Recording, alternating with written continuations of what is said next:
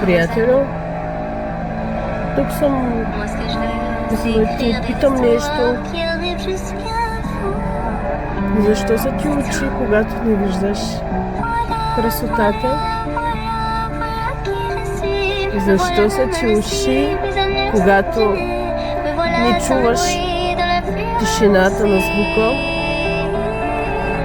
Защо са ти ръце, когато не можеш с тях да прегърнеш брата? Защо са ти крака, с които пътуваш към дълбината на материята, не на духа? Защо си толкова над нещата, които всъщност ти трябва да твориш с истинската вътрешна любов, светлина? Защо си забравил за дара си?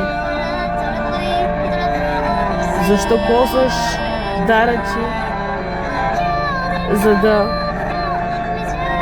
строиш кули от праха на тъмните мисли, чувства? Защо ги допускаш в душата си? Духът ти не иска това. Ти си в грешка.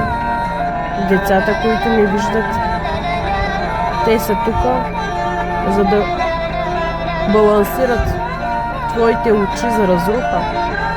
Децата, които не могат да ходят, те са тук, за да балансират твоите крака за разруха.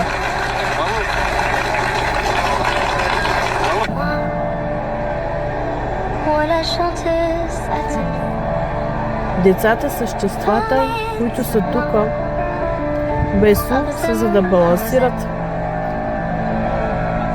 твоята глухота за красотата.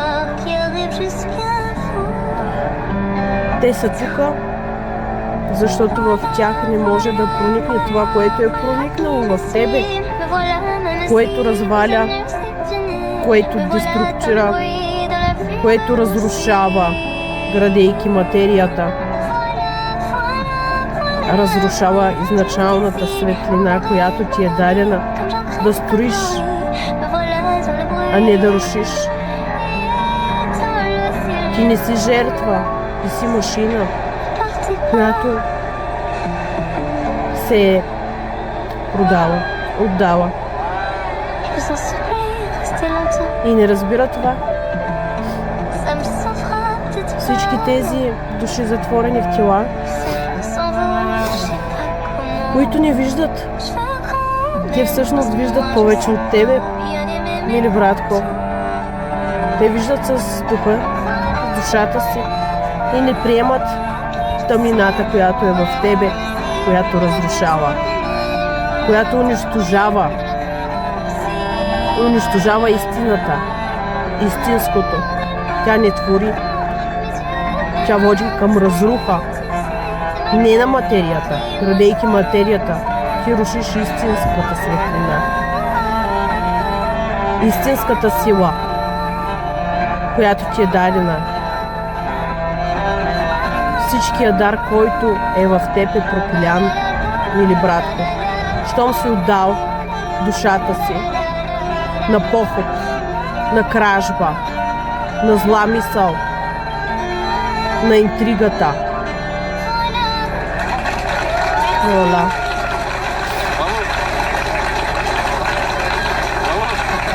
Бъди благословени в тъмнината си.